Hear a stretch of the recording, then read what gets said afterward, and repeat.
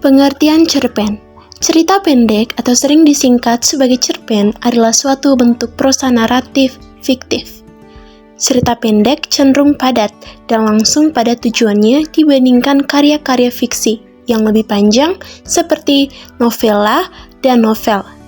Karena singkatnya, cerita-cerita pendek yang sukses mengandalkan teknik-teknik sastra seperti tokoh, plot, dan tema. Untuk lebih memahami apa itu cerpen, kita harus memahami bagaimana ciri-ciri cerpen. Berikut adalah ciri-ciri cerpen. Yang pertama, bentuk ceritanya lebih pendek dari novel. Yang kedua, jumlah katanya tidak lebih dari 10.000 kata.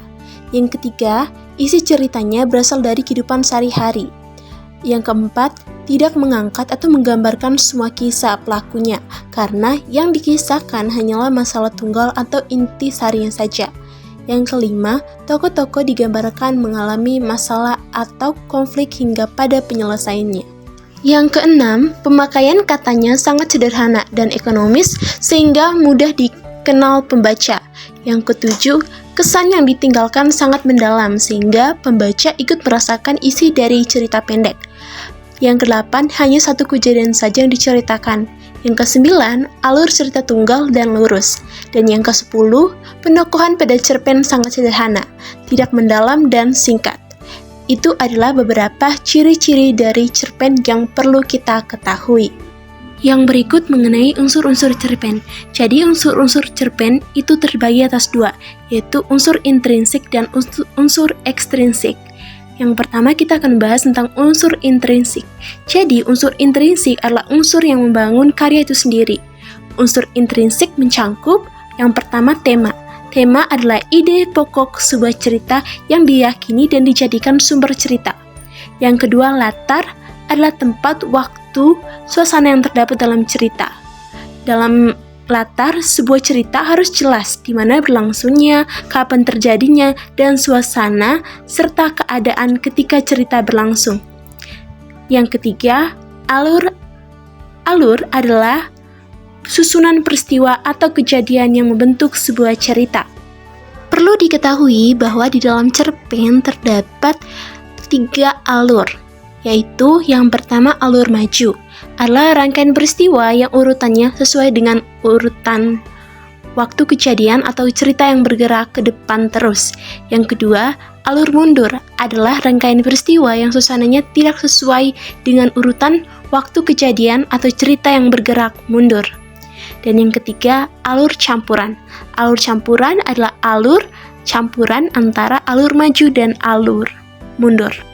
Unsur yang keempat yaitu pelaku atau penokohan dalam cerita. Ada beberapa pelaku atau penokohan dalam cerpen. Yang pertama, pelaku utama adalah pelaku yang memegang peranan utama dalam cerita dan selalu hadir atau muncul pada setiap satuan kejadian. Yang kedua, pelaku pembantu adalah pelaku yang berfungsi membantu pelaku utama dalam cerita. Bisa bertindak sebagai pahlawan, mungkin juga sebagai penentang pelaku utama. Yang ketiga, pelaku protagonis adalah pelaku yang memegang watak tertentu yang membawa ide kebenaran. Biasanya dia memiliki watak yang jujur, setia, atau baik hati, dan lain-lain. Yang keempat atau D, pelaku antagonis adalah pelaku yang berfungsi menentang pelaku protagonis. Dia memiliki sifat penipu atau pembohong, dan juga lainnya. Yang kelima adalah pelaku tritagonis, adalah pelaku yang dalam cerita sering dimunculkan sebagai tokoh ketiga yang biasa disebut dengan tokoh penengah. Dan unsur yang kelima dalam cerpen yaitu pewartakan, menggambarkan watak atau karakter seorang tokoh yang terdapat dalam cerita. Jadi, dalam menulis cerpen, seorang pengarang dapat menceritakan watak seseorang dengan beberapa cara. Yang pertama itu analitik, yang adalah pengarang langsung menceritakan watak tokoh. Contohnya, siapa yang tidak kenal Pak Edi yang lucu, periang, dan pintar. Yang kedua, secara dramatik adalah pengarang melukiskan watak tokoh dengan tidak langsung, biasanya melalui tindakan tokoh atau percakapan antar tokoh. Dan yang ketiga adalah secara campuran, adalah gabungan analitik dan dramatik. Pelaku dalam cerita dapat berupa manusia, binatang, atau benda-benda mati yang diinsankan. Unsur yang keenam adalah amanat, adalah pesan atau nasihat yang ingin disampaikan pengarang melalui cerita.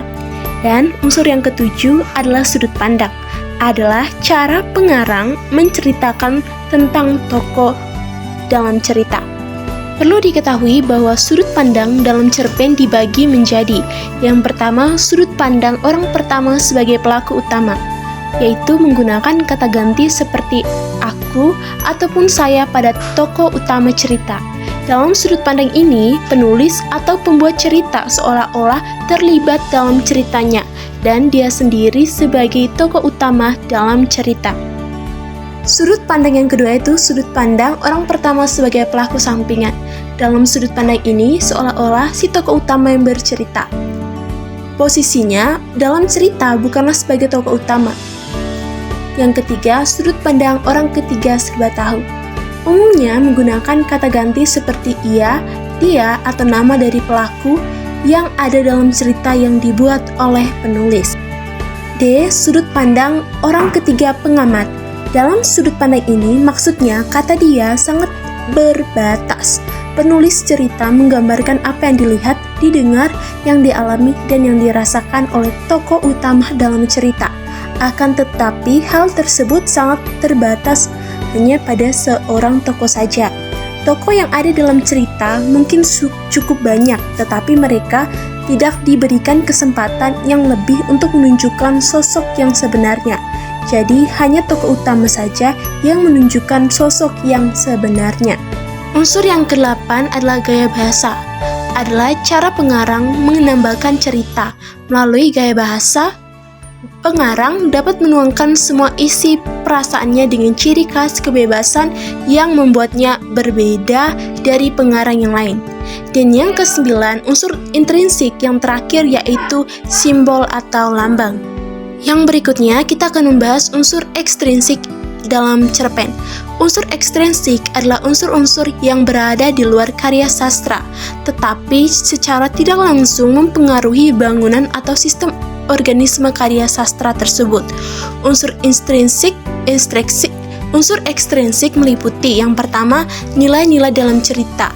Ada agama, budaya, politik, dan ekonomi, maupun lain-lain. Yang kedua, latar belakang kehidupan pengarang. Dan yang ketiga, situasi sosial ketika pengarang menceritakan atau menciptakan cerita itu.